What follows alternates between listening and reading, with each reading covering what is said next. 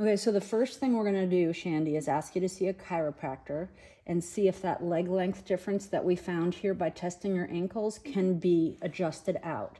And if it can be, then you'll have to keep monitoring this. And usually I have you do it by standing up and putting your hands on your hips. I'll show you how to do that later. But you'll want to get as much of that out as you possibly can through chiropractic and then maintain a strong core. In order to keep it from sliding out of place again.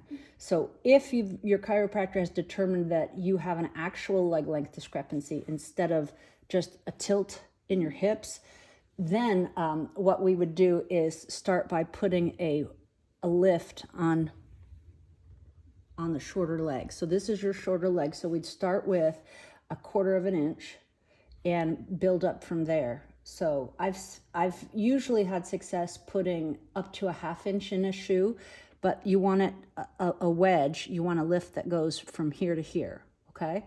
And that will help this foot not compensate so much for this leg being shorter.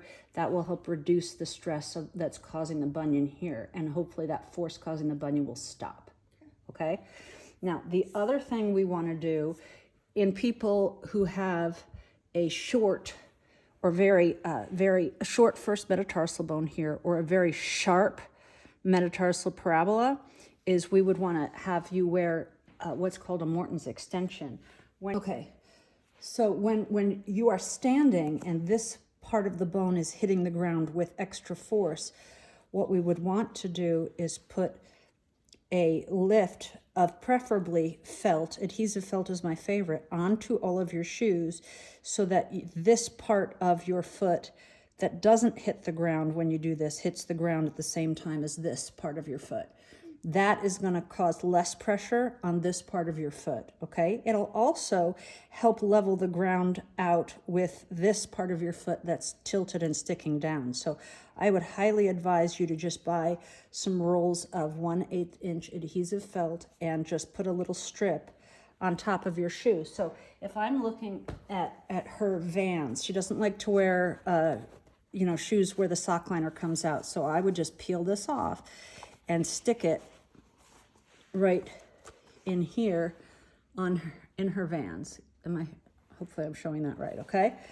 And you want it to cut it the width of her bone here. So I would probably take that much off and just put it right under there, okay? That's gonna help a lot with that pain. The other option, and what we're trying to do is we're trying to have a balanced weight transfer this way. See how this is sticking down? That's why that's hurting. So the other thing that we can try is one of my favorite things, and that's called a dancer's pad. This is an adhesive felt dancer's pad. And with Shandee, what I probably would do, because she's getting pain in this callus, I would probably put it just like that, okay? So we would really not, economically, this would not work to have her stick this to her foot every day. So what I would do is I would find a pair of her shoes, and it can be rotated either way. What we want to do is, if we put this before the bones hit the ground, it'll put less pressure where the bone hits the ground, okay?